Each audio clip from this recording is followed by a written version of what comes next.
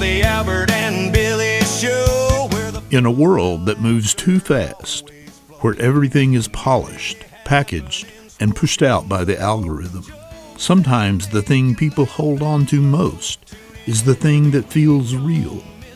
Not louder, not faster, not bigger, just real. From a tiny town in Tennessee, a weekly local talk show, part community bulletin, part front porch conversation, part family reunion, somehow found its way across the world. This is the story of a grandson and his grandfather, a radio loom, a small town audience, and a show that became something that no one expected. It didn't begin with a grand strategy. There was no media rollout, no consultants, no branding deck. It began the way that many good things do in small towns, because somebody knew somebody, and somebody had an idea. I had to think about it for a minute, but it's longer than I thought. We've actually been doing the show for 9 years now, because it started in 2016. It definitely wasn't planned.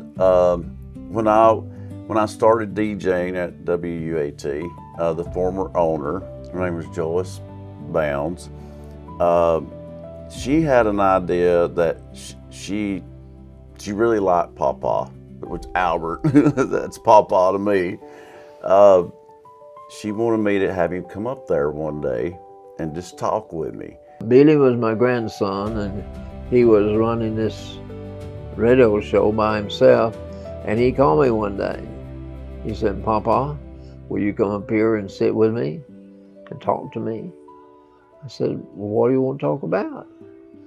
He said, "Whatever you want to talk about."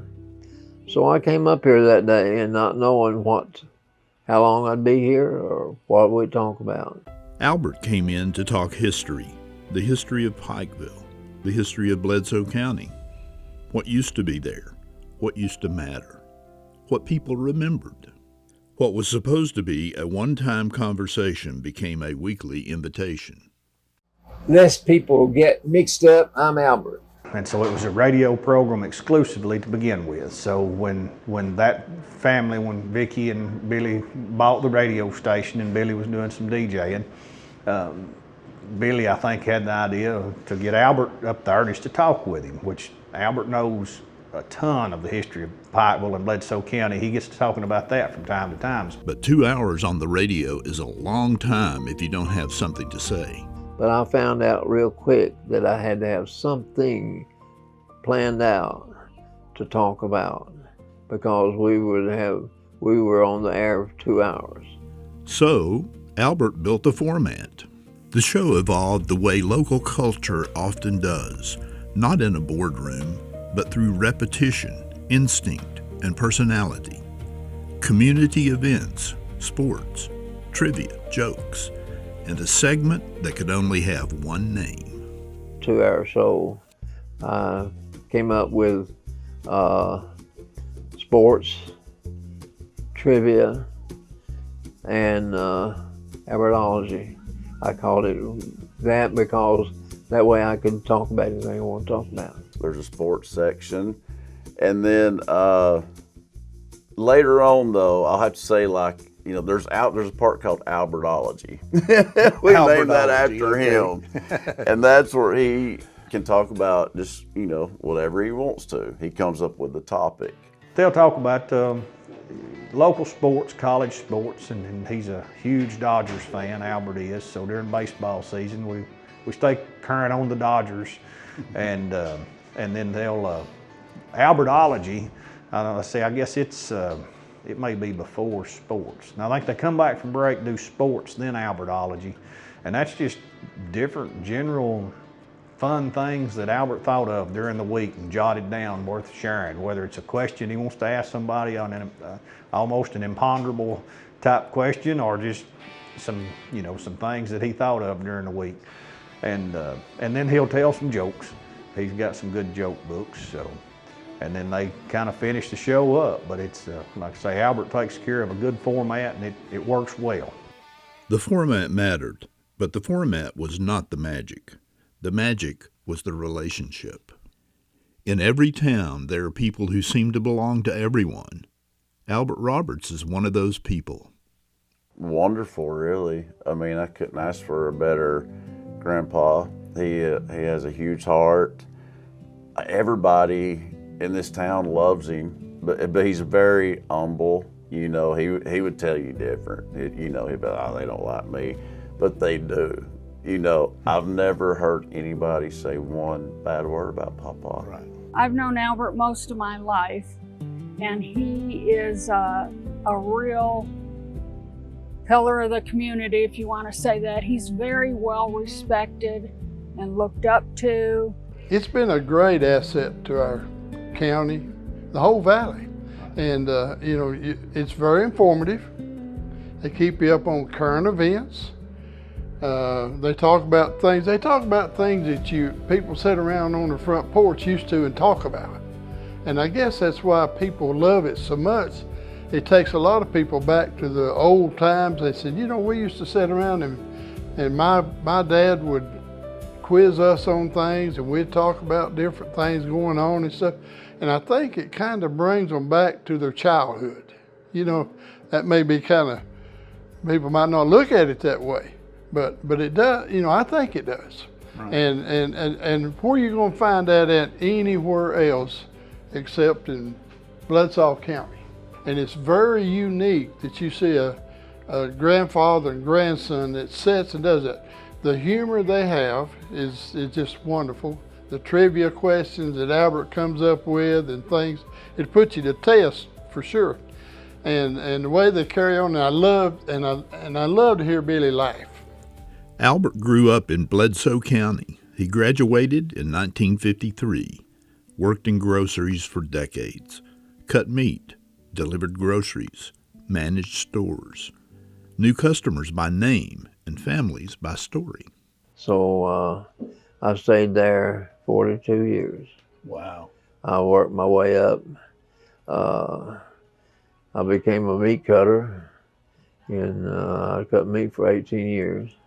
I've got a meat block in the center of my house that I cut meat on. And I finally bought a half interest in the store. He belonged to an era when work and reputation stayed visible. In a place like Pikeville, that matters. His whole life, basically, he was in the grocery business. Oh. And he used to co-own a grocery store. A lot of men of that era, that's where they worked, on the weekends or whatever, fit in with their school schedule. Billy belonged to a different era, but not a separate one. He had the voice for radio, people told him. He resisted at first. I know Joyce Bounds and Dr. Bounds, you know, my whole life. And every time I would see her out in public or something, you know, she would tell me, you've got to work in radio. She said, Billy, you have the voice for it. You need to do that. And I wish I'd have listened to her sooner because I appreciated the compliment, but I didn't do it at first. But the third time that she told me that, you know, I said, you know what? Okay, I'll give this a try, you know, because she was pretty adamant about it. She said, you've got to do this. You're born for this. And so I said, okay, I'll give it a try. And once I started, I loved it. I've told him many times, he came up with what I think is the perfect radio voice.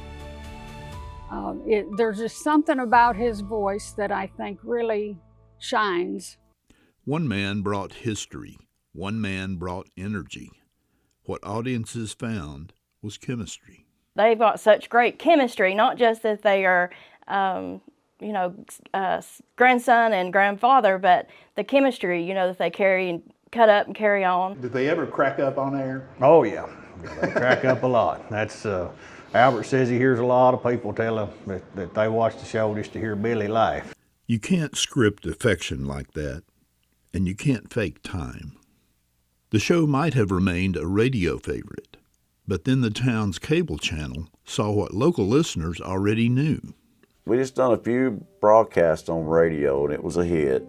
And then BTC Fiber, you know, come to us and ask us about being on television. I manage our local TV station, which is Channel 18. We tagged it Valley TV, but now we consider it more BTC Fiber TV. We have a YouTube channel that goes with it, so anything that's not under copyright issue or anything like that, we share that video content on our YouTube channel as well. What had once been heard could now be seen, and what had once felt local could now travel. They talk about a lot of things going on with the community. They like to have guests on, so when people are trying to promote things that are going on in the community, they try to get them on and let people, you know, feature what's going on right here in Bledsoe County or Pikeville. And Billy really likes to go on site, goes to different places and film. That's something he really enjoys. The visual language remains simple: a small control room, 2 chairs, a desk, the occasional guest. No glossy set, no overproduced spectacle, just presence. It's amazing to do it right there inside the radio station, looking out and seeing people drive down the road as they're talking, and you could be listening live, and that's such a neat experience. People would be surprised at how small that control room is. And yet, from that little room, the reach kept growing. At first, the numbers seemed impossible. A local talk show in rural Tennessee was drawing audiences that many national productions would envy. According to YouTube, the show regularly draws 20, 30,000 views. Yes. But however, there have been some episodes that have gone off the charts. I know. There was one episode that according to YouTube, reached over 800,000 views. How do you explain that? I can't. I really, that is so mind-blowing to me and Papa, you know what I'm saying? Because we never thought it would turn into what it has. I don't have any explanation for it. So just kind of depends on who he's got on and the reach that they're willing to share. Billy had told me at one time that they had letters from other countries, and that was just amazing to me to think that they had that much of a reach. But now we've got some from like Ireland and England, got some from Canada, so you know I can understand them and I'll write back to them. There's a guy from North Dakota, a huge fan. He may be our #1 fan. You know, he watches all the time, and he sends letters all the time, and I'll answer him. And you know, we've actually become friends. The show had become both deeply local and strangely universal. I think they've tapped into small town community, a feeling that everybody is looking for now, a sense of community and bringing people together. That may be the mystery solved. Not virility, not novelty, but recognition. People do not only watch to learn, sometimes they watch to remember. To call the Albert and Billy Show a talk show is true, but incomplete. It's also a record of a place, a weekly bulletin of a town speaking to itself. It's very informative. They keep you up on current events. Their community happenings, and then the little stories they tell. I don't think there's anybody that cannot not relate to it in some shape, form, or fashion. Be local. Right. Be local. Because I don't ever mention anything locally. It's one of the paradoxes of the show. The more local it becomes, the broader its appeal. In a media culture obsessed with scale, the Albert and Billy Show grows by staying specific.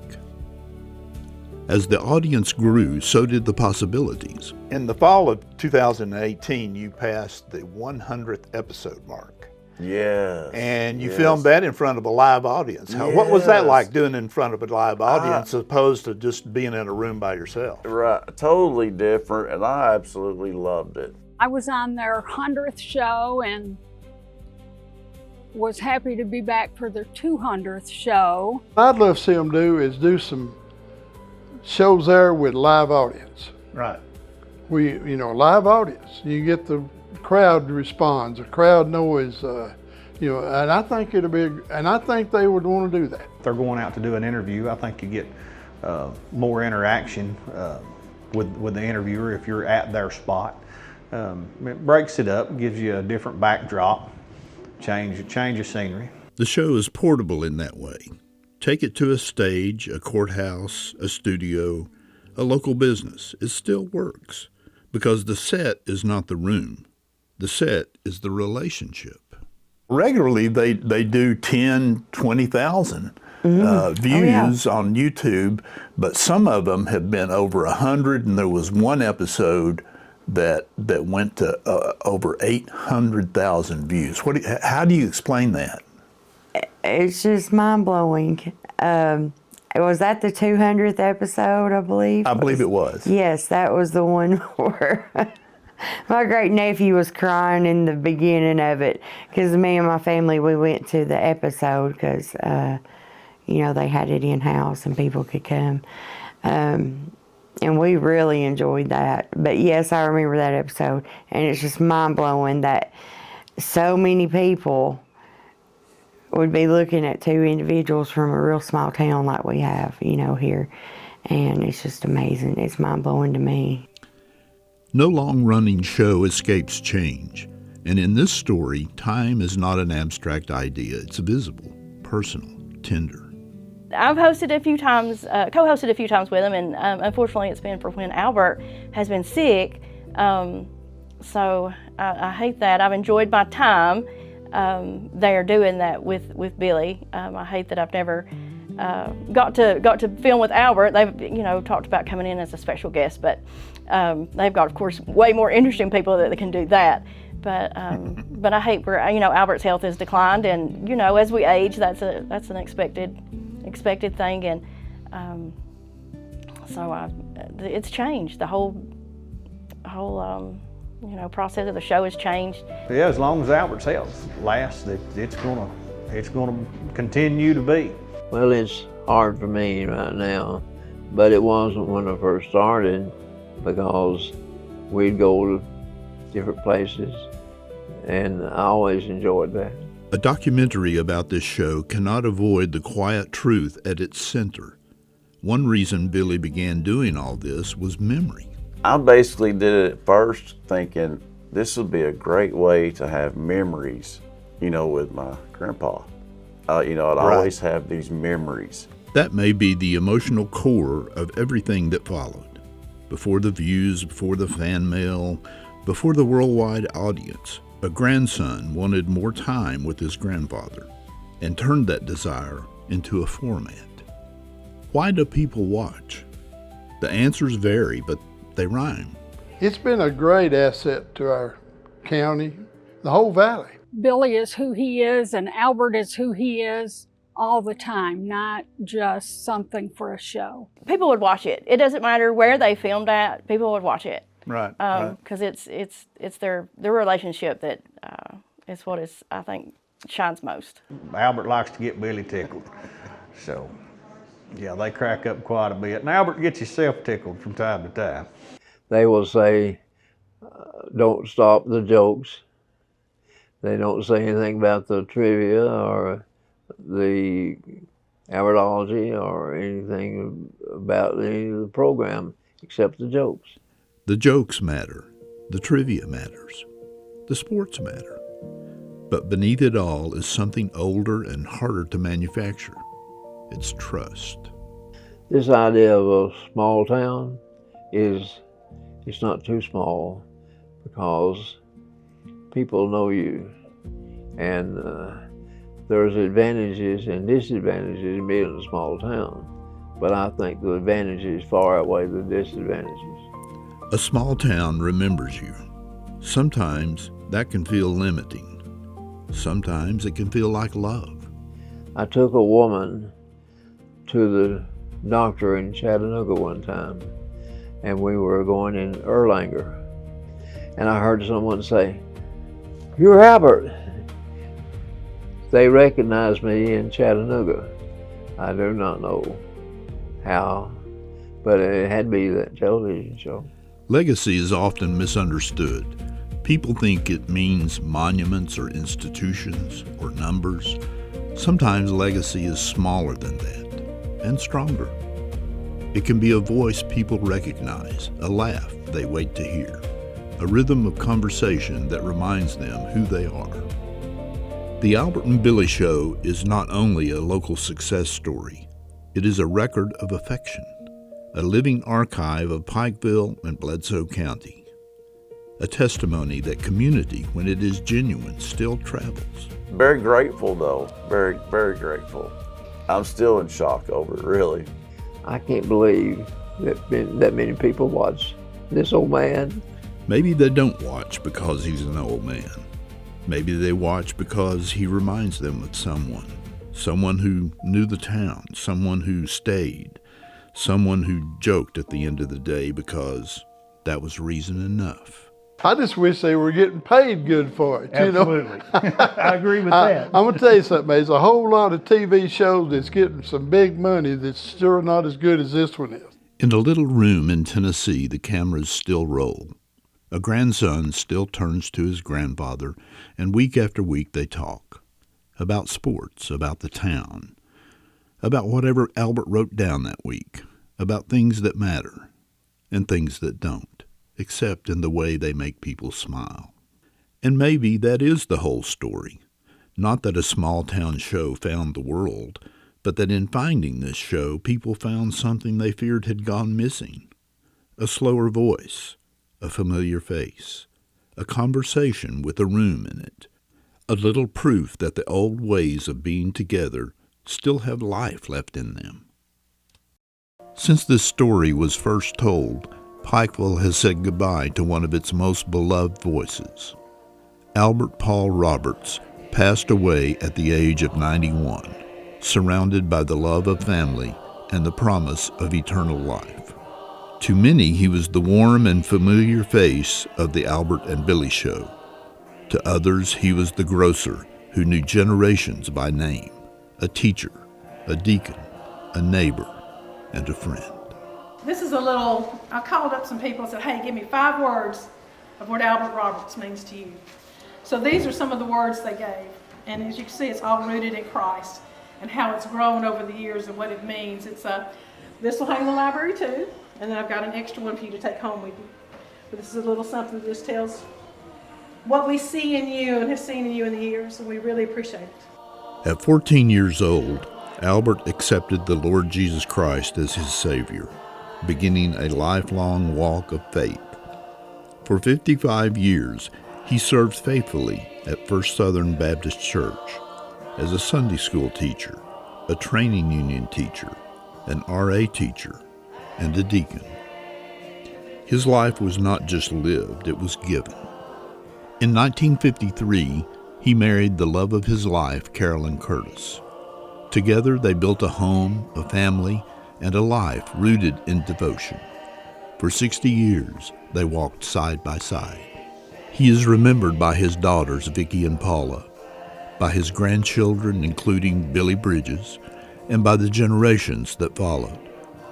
Albert loved the simple things: fishing, playing rook, time with family, and the Dodgers faithfully, all the way back to Brooklyn. He spent decades serving his community, in the grocery store, at the funeral home, at the high school, and in one small radio room, where a conversation became something that the world would hear. But perhaps the most visible part of his later years was the bond he shared with his grandson. What began as a simple idea, a way to spend time together, became a record of love.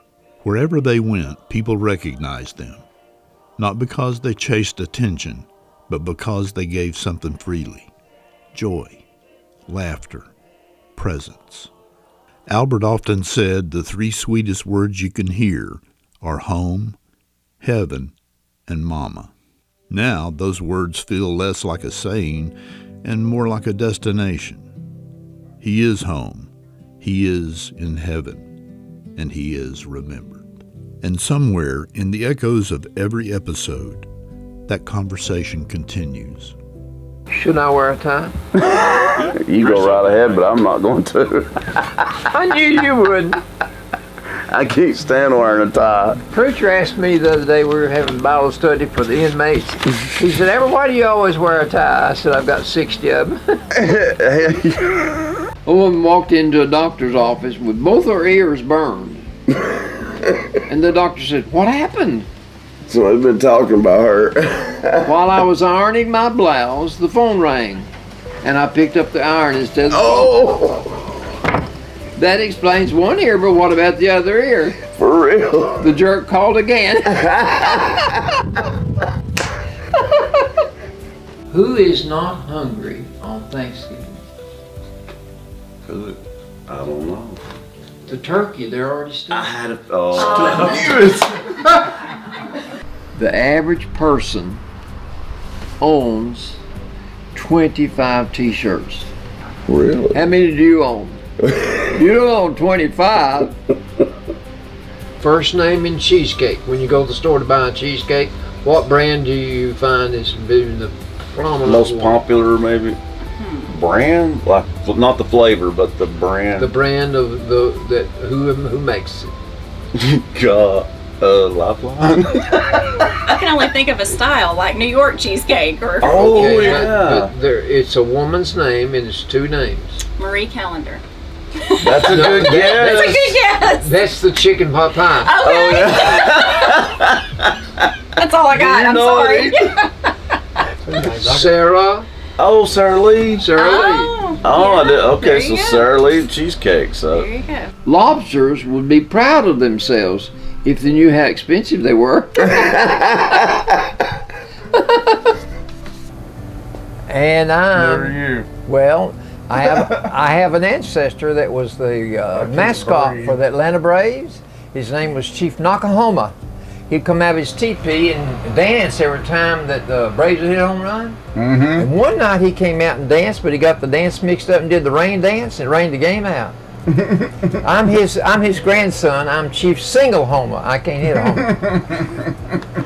A sex therapist has a theory that couples who make love once a day are the happiest. So he wanted to test it at a seminar by asking those assembled how many people here make love once a day. That was his theory. If you make love once a day, you're a happy person. Oh, okay. At this seminar, only half the people raised their hands, but each of those people were grinning widely. So then he said, well, how many of you make love once a week? A third of the audience hands were raised. Their grin was less vibrant than the ones that made their love once a day. Then he said, how many of you make love once a month? A few hands went up. Then he said, well, okay, anybody here just make love once a year? A man in the back of the room leaped up and down and waved his hands.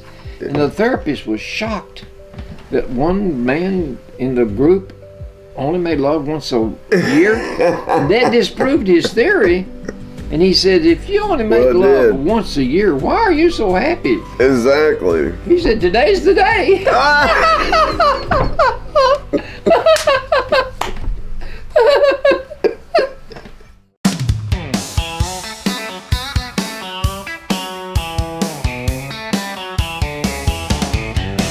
It's time for the Albert and Billy Show, where the fun and laughter always flow. Community happening, sports you'll know, jokes